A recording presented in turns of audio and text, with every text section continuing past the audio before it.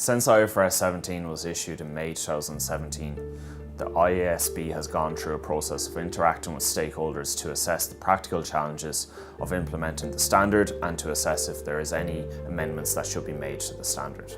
Between October 2018 and April 2019, the IASB identified and considered 25 topics which resulted in 13 proposed amendments to IFRS 17.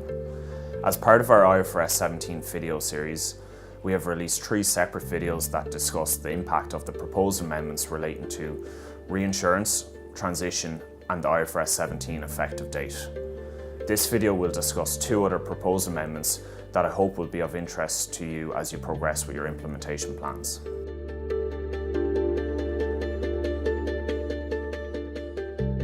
Currently under IFRS 17, there is a requirement for separate presentation on the statement of financial position of groups of insurance contracts that are assets and groups of insurance contracts that are liabilities, and offsetting is not permitted. This means that an insurer needs to allocate premium cash flows and the liability for incurred claims to each group of insurance contracts to determine if that group of insurance contracts is in an asset or a liability position.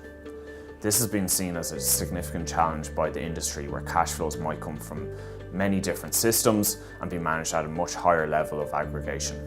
The proposed amendment will require entities to offset groups at the portfolio level for presentation purposes on the statement of financial position. This has been a really welcome change as it should reduce implementation costs and simplify implementation for many entities.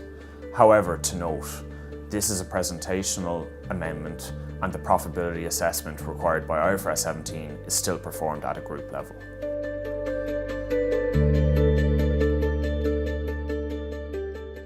Under IFRS 17, insurance acquisition cash flows are accounted for by including them in the cash flows expected to fulfill the contract. However, when future renewals fall outside the contract boundary of the newly issued group, they are ignored in the measurement of the group, whereas in situations where there is a non-refundable agent commission paid, it is directly attributable to that group. In such a situation, it could make the group onerous. The proposed amendment requires an entity to allocate insurance acquisition cash flows to related renewals and to recognise those cash flows as an asset until the entity recognises the renewal. At each reporting date, the recoverability of the asset will have to be assessed and any resulting impairment should be recognised in the profit and loss.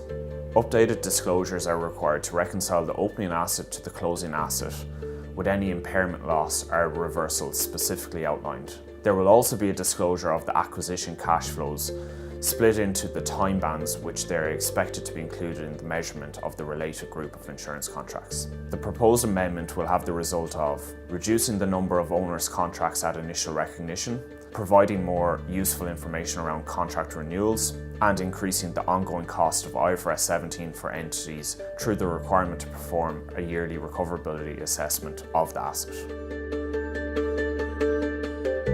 Further detail on the 25 topics considered by the IASB is available on Deloitte's IAS Plus website.